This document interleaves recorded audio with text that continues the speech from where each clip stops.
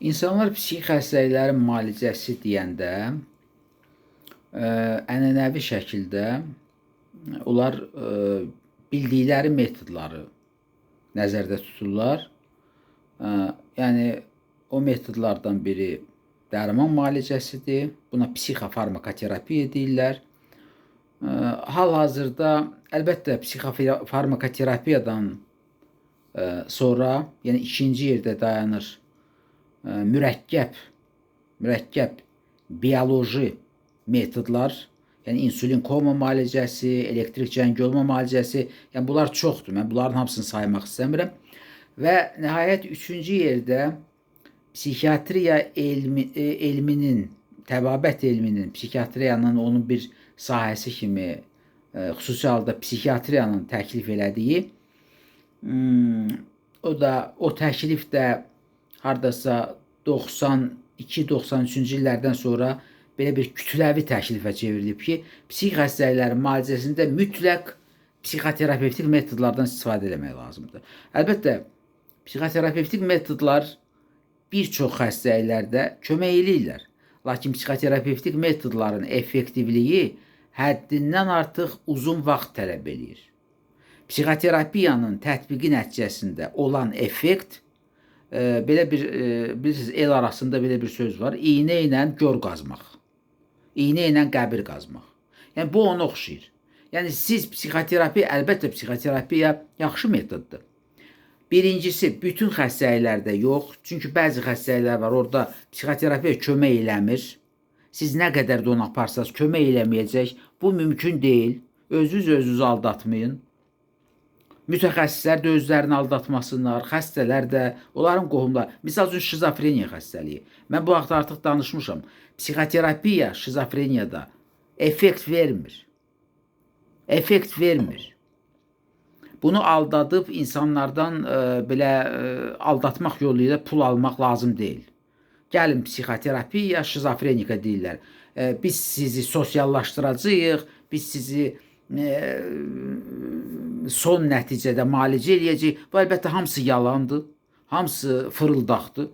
Yəni bunu deyən dırnaqarası mütəxəssislər sizin pullarınızı almaq istəyirlər. Psixoterapiya şizofreniya vaxtı tətbiq oluna bilər, lakin bunun effekti yoxdur. Effekti yoxdur. Şəxsiyyətin davamlı pozğunluqları, psixoterapiyanın effekti yoxdur. Əgər şəxsiyyətin davamlı pozğunluqlarında psixoterapiyanın effekti olsaydı, fikir verin, həbsxanalarda yatan insanlar ki var, bilirsiniz ki, bütün həbsxanalarda həkim psixiatrlar da olur, psixoterapevtlər də olur. Həbsxanada yatan insanlar həbsxanadan çıxandan sonra bilirsiniz necə yaxşı vəziyyətdə çıxardılar. Amma biz görürük ki, onlar əvvəlkindən də pis vəziyyətdə çıxırlar. Həbsxanaya girirlər, nə bilim 3 il, 5 il nə qədər məhkəmə onlara iş kəsib, ondan sonra onlar daha pis vəziyyətdə çıxırlar. Yəni, şəxsiyyətin pozğunluğunda da bu belə bir məsələdir ki, belə bir xəstəlik ki, psixoterapiyanın heç bir köməyi yoxdur. Bipolar pozğunluq, psixoterapiyanın heç bir köməyi yoxdur. Yəni, müəyyən vəziyyətlər var ki, psixoterapiyanın heç bir köməyi yoxdur. Bu vəziyyətlərdə heç ondan istifadə etmək lazım deyil. Xəstənin və mən mütəxəssislərə müraciət edirəm. Nə xəstənin, nə özünüzün vaxtını itirməyin. Pul üçün adamları aldatmaq lazım deyil. Bu yaxşı hərəkət deyil. Xüsusən də ruhi xəstələri. Bu iki qat yaxşı hərəkət deyil. Lakin bəzi psixi xəstəliklər var ki, yüngül psixi xəstəlik. Orada psixoterapiya çox yaxşı kömək edir. Misal üçün, nevrozlar, müəyyən sərhədli vəziyyətləri, müəyyən yüngül şəxsiyyət pozğunluqları, adaptasiya pozğunluqları və s. və ilə. Demək, mən bu məsələ psixoterapiya haqqında niyə bir qədər dərindən danışdım? Bu metod hal-hazırda tam dəyərli müalicə metodu kimi tətbiq olunur psixi xəstəlikləri müalicəsində. Lakin bu düzgün deyil. Psixoterapiya tam dəyərli müalicə metodu ola bilməz. Ruhi xəstəliklər müalicəsində. Bəli, bu müalicə metodu işləyir. müəyyən qrup xəstəliklərdə. Amma bu bütün psixiatriya üçün tam dəyərli müalicə metodu ola bilməz. Tam dəyərli müalicə metodları bioloji metodlardır ki, bütün xəstəliklərdə işləyirlər. Bunların da birincisini mən saydım psixofarmakoterapiya, yəni dərmanlarla müalicə və başqa müalicə metodları, mən onların adını saymayacağam, çoxlu miqdarda müalicə metodları var və nəhayət bu bioloji müalicə metodlarından biri var ki, onu haqsız olaraq unudublar. Lakin bu çox effektiv müalicə metodudur. Həddindən artıq geniş istifadə olunub bu metoddan həm Qərb ölkələrində, həm Avropa ölkələrində, həm Amerikanın özündə, həm Sovet İttifaqında. Buna deyirlər acılıqla müalicə. Bu çox maraqlı müalicə metodudur. Siz bilirsiniz ki, insan acılıqla müalicə kursları keçsə, müəyyən qrup xəstəliklər var, xüsusən də ruhi xəstəliklərdə, insana bunun ancaq xeyri var. Şübhəsiz ki, orada insanın bəzi bədən xəstəliklərini nəzərə almaqla bu metoddan istifadə eləmək olar. Əgər müəyyən bədən xəstəliyi əks göstərişdirsə, bu metodu tətbiq eləməyə, əlbəttə bunu tətbiq eləmək elə də məqsədə uyğun deyil. Lakin ümumilikdə götürəndə acılıqla müalicə psixiatriyada çox geniş tətbiq oluna bilər. Onu haqsız şəkildə tətbiq eləmirlər, unudublar. Bunun da müəyyən, mən deyərdim ki, tibbi səbəbləri yox, bunun siyasi səbəbləri var. Siyasi və sosial səbəbləri var. Əslində, acılıqla müalicə şizofreniyalı xəstələrin vəziyyətini uzun müddətə yüngülləşdirir, uzun müddətə.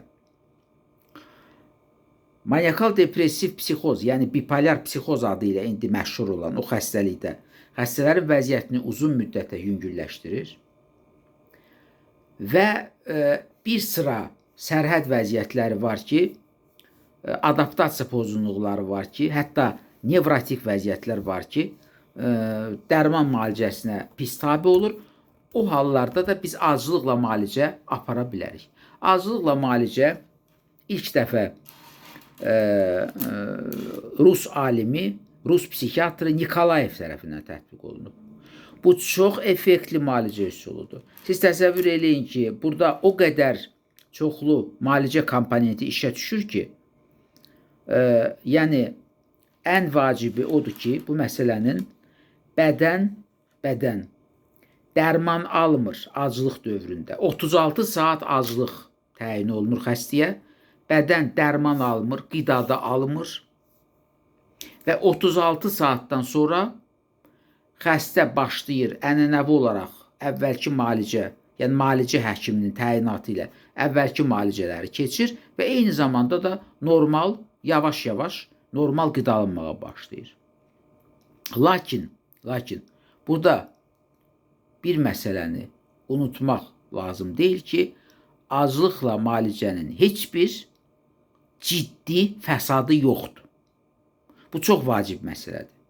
Bu acılıqla müalicənin tətbiq olunması üçün geniş platform yaradır. Heç bir əlavə təsiri yoxdur. Əgər xəstədə əks göstəriş yoxdursa, acılıqla müalicəni başlamağa, acılıqla müalicə qutarandan sonra da onun heç bir fəsadı olmur. Və bu çox gözəl effekt verən müalicə üsuludur. Təəssüf ki, post-sovet məkanının müalicə yəni müəssisələri, psixiatrik müalicə müəssisələri bu metodu tətbiq eləmək istəmirlər. Mən artıq dedim, bunun da səbəbləri tibbi səbəblər deyil, tamamilə başqa səbəblərdir. Yəni, çox təəssüf, biz çalışırıq ki, həmişə xəstələrin qohumları da bizə deyir, xəstə mümkün qədər az dərman içsin. Əlbəttə, biz çalışırıq, mümkün qədər az dərman təyin edirik xəstəyə. Lakin xəstələrin qohumları da çox vaxt deyir ki, yaxşı olardı ki, başqa bir müalicə üsulu, bax, bu başqa bir müalicə üsulu var. Başqa, mən hələ o biri müalicə üsullarını demirəm ki, heç onlar da tətbiq olunmur. Onlar daha bir qədər daha ciddi müalicə üsullarıdır. Yəni, öz tətbiq gücünə görə. Əlbəttə, onların da heç bir ziyanı yoxdur orqanizmə. Lakin onlar daha ciddi, daha güclü müalicə metodlarıdır. Amma acılıqla müalicə bu tamamilə yəni xəstə tərəfindən də adekvat qəbul olunur, onun qohumları tərəfindən də adi qəbul olunur və gözəl də nəticə verir. Yəni insanlar bilməlidir ki, belə müalicə metodu mövcuddur. Təbabət elmində bunu heç kim ləğv eləməyib.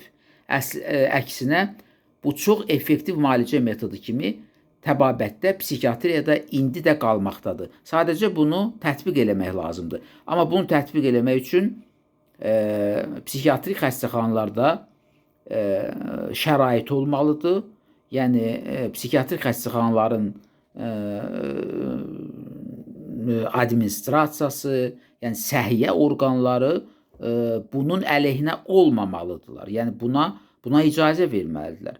Əlbəttə, bu rəsmi olaraq qadağan olunmuyub bu müalicə üsulu. Lakin bu rəsmi olaraq tətbiq də olunmur. Çox qəribədir ki, nə qadağan olunub, amma tətbiq də olunmur. Ona görə mən hesab edirəm ki, acılıqla müalicə üsulunu yenidən bu üsulu diriltmək lazımdır və ruhi xəstələrin müalicəsində bu metoddan geniş istifadə edilməlidir.